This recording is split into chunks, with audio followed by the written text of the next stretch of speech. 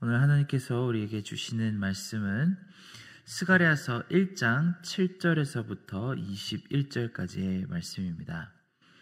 스가랴서 1장 7절에서부터 21절까지의 말씀을 저와 여러분이 한 절씩 교독하시고 마지막 21절을 함께 읽겠습니다. 다리오 왕 제2년 11째 달 곧 스밧월 24일에 이또의 손자 베레가야 아들 선자 스가랴에게 여호와의 말씀이 임하니라. 내가 밤에 보니 한 사람이 붉은 말을 타고 골짜기 속 화석류 나무 사이에 섰고 그 뒤에는 붉은 말과 자줏빛 말과 백마가 있기로 내가 말하되 내 주여 이들이 무엇이니까 하니 내게 말하는 천사가 내게 이르되 이들이 무엇인지 내가 내게 보이리라 하니 화석류 나무 사이에 선 자가 대답하여 이르되 이는 여호와께서 땅에 두루 다니라고 보내신 자들이니라. 그들이 화석류 나무 사이에 선 여호와의 천사에게 말하되 우리가 땅에 두루 다녀보니 온 땅이 평안하고 조용하더이다 하더라. 여호와의 천사가 대답하여 이르되 만군의 여호와여 여호와께서 언제까지 예루살렘과 유다 성읍들을 불쌍히 여기지 아니하시려 하나이까. 이를 노하신 지 70년이 되었나이다 하매 여호와께서 내게 말하는 천사에게 선한 말씀 위로하는 말씀으로 대답하시더라. 내가 말하는 천사가 내게 이르되 너는 외쳐 이르기를 만군의 여호와의 말씀에 내가 예루살렘을 위하여 시온을 위하여 크게 질투하며 안일한 여러 나라들 때문에 심히 진노하나니 나는 조금 노하였거늘 그들은 힘을 내어 고난을 더하였음이라. 그러므로 여호와가 이처럼 말하노라. 내가 불쌍히 여김으로 예루살렘에 돌아왔은즉 내 집이 그 가운데에 건축되리니 예루살렘 위에 먹줄이 쳐지리라. 만군의 여호와의 말이니라. 그가 다시 외쳐 이르기를 만군의 여호와의 말씀에 나의 성읍들이 넘치도록 다시 풍부할 것이라. 여호와가 다시 시온을 위로하며 다시 예루살렘을 택하리라 하니라. 내가 눈을 들어 본즉 내게 뿔이 보이기로 이에 내게 말하는 천사에게 묻되 이들이 무엇이니까 하니 내게 대답하되 이들은 유다와 이스라엘과 예루살렘을 흩뜨린 뿔이니라.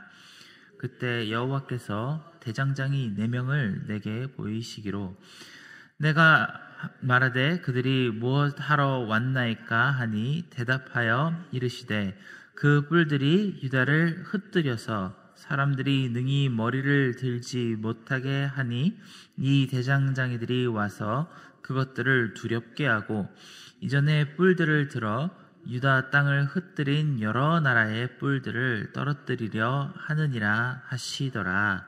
아멘. 지난주까지 한 달 반 동안 우리는 로마서를 통해서 정말 많은 은혜를 받고 이제 어제 월요일부터 스가랴서로 넘어왔습니다. 로마서를 통해서는 정말로 은혜로운 말씀이 많이 묵상되었기 때문에 저는 개인적으로 이 로마서가 끝나는 것이 참 많이 아쉬웠습니다. 여러분은 어떠신지 모르겠습니다.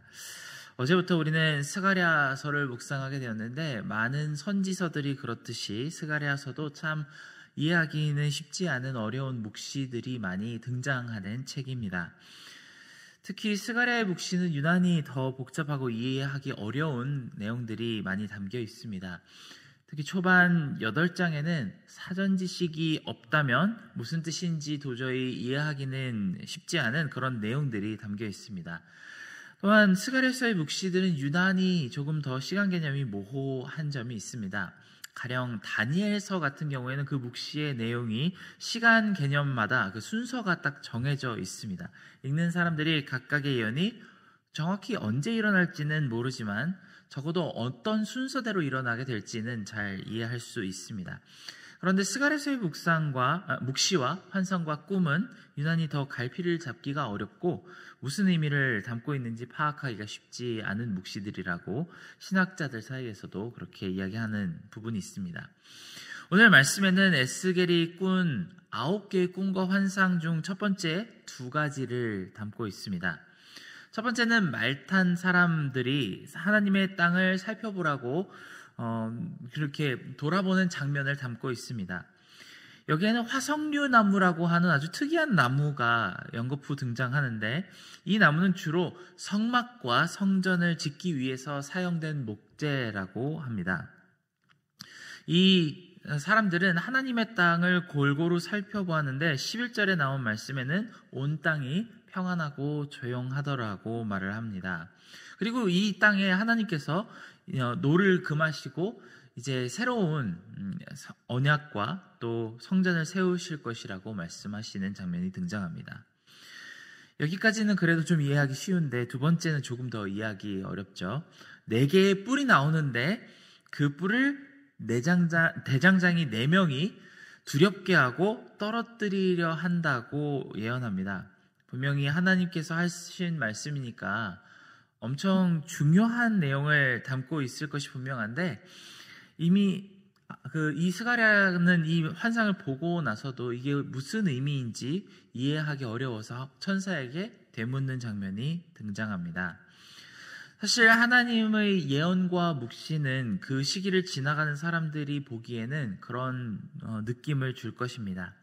믿음의 마음으로 생각할 때에는 이 모든 일이 하나님의 직권 아래 있고 결국에는 하나님의 뜻대로 이루어지고 있음을 고백할 수 있습니다. 그런데 우리가 실제적인 영역을 볼 때는 하나님께서 우리에게 주신 그 약속이 어떻게 이루어질지 사인이 보이지 않을 때가 많습니다. 지금 스가랴의 상황이 딱 그렇습니다. 이제 하나님께서 말씀하신 70년의 고난이 거의 다 끝나가는 시기입니다. 유다가 바벨론에 의해서 멸망하고 수많은 포로들이 제국에서 종살이한 지가 딱 70년이 다 되어가는 시기에 이 환상을 보고 있습니다. 이 70년 동안 하나님께서는 유다와 이스라엘 땅을 마치 희년이 된 것처럼 쉬게 하시겠다고 말씀하셨으며, 그 후에는 반드시 회복하실 것이라고 말씀하셨죠. 그런데 구체적으로 하나님이 약속하신 회복은 어떤 방식으로 언제 이루어질지에 대해서 말씀하시지는 않았습니다. 그리고 정작 주변의 일들을 돌아보면 그런 약속의 성취가 어떻게 이루어질지 요원하게 느껴지는 그런 상황을 스가랴와 그 동시대 사람들은 느끼고 있었을 것입니다. 우리 시대에도 하나님의 뜻을 분별하기에는 참 이해하고 어려운 마음들이 듭니다. 우리 때는 사실 스가랴 때보다도 훨씬 더 나은 상황인데도 불구하고 여전히 하나님께서 이 시대를 통해, 특별히 우리 믿는 사람들을 통해서 어떤 일을 이루어가고 계신지를 통찰하기가 참 쉽지 않습니다. 우리 때는 스가랴의 때와는 달리 완성된 성경 말씀이 있습니다. 뿐만 아니라 우리 안에 내주하고 계시는 성령님이 계시고 그리스도의 희생과 부활에 대한 소망을 가지고 있습니다. 스가랴나 구약의 선진들은 그 약속에 대한 말씀들을 많이 들었지만 실제적으로 얻지 못하였고, 우리들은 그것을 다 받아서 누리고 있습니다. 하지만 그럼에도 불구하고 여전히 우리가 보고 듣는 세상의 역사 가운데 하나님의 사역은 구체적으로 어떻게 진행되고 있는지 우리 또한 잘 모르고 하루하루를 보내가고 있는 그런 모습이 있습니다. 어찌 보면 이 세상은 하나님이 주신 약속과 반대 방향으로 가는 것처럼 보일 때가 더 많습니다. 마지막 때가 가까워질수록 하나님 분명히 각 나라와 방언과 여러 족속 가운데서 주를 인정하는 사람들이 더 많이 나오고 하나님의 능력을 더 강하게 그렇게 발현시켜 주실 것 같은데, 우리가 보는 현실은 사실 그것과는 거리가 먼 부분들이 더 많습니다. 우리가 보이는 이 교회들은 급속도로 젊은 세대를 잃어가고 있다고 하는 그런 소식이 들리고, 세상 속에서도 그렇게 강한 힘을 발휘하고 있지 못하다는 소식을 듣습니다. 뿐만 아니라 정치적으로 날마다 더 혼란스럽고 경제적으로도 안정되지 못한 모습을 우리는 날마다 보고 있습니다. 인간 사회는 점점 나아지는 방향으로 가는 것보다는 더 깊은 혼란을 향해 가는 것처럼 보입니다. 그러니 성경을 읽고 세상을 볼 때마다 우리는 무언가 하나님의 말씀대로 되어가지는 것 같지 않다거나 아니면 하나님이 어디에서 일을 하고 계시는지 잘 이해하기 어렵다는 생각이 들게 됩니다. 아마 스가랴도 자신의 처한 상황과 그 시대 상을 보면서 지금 우리와 비슷한 생각을 마음속에 품었을 것입니다. 스가랴만 그런 것이 아니라 구약에 나오는 수많은 선지자들이 하나님께 의문을 가지고 여쭈어보는 시간을 가졌습니다. 하나님, 지금 우리 가운데 일하고 계신 거 맞죠? 하나님이 계획하고 계신 대로 그대로 우리가 가고 있는 것이 맞지요? 하나님이 계획하신 대로 온전히 그것이 이루어지고 있다면 우리는 이해가 가지 않아도 믿고 견딜 수 있을 것입니다. 하지만 아마 이 시간에서 하나님이 역사하시는 그 흔적이 잘 느껴지지 않을 때에는 우리는 더욱더 큰 두려움과 안정되지 못하는 마음이 들 것이 분명합니다. 만약에 이 모든 것을 다 견디고 났는데도 불구하고 아무런 의미와 소득이 없다고 한다면 우리는 그것을 참 견디기가 힘듭니다.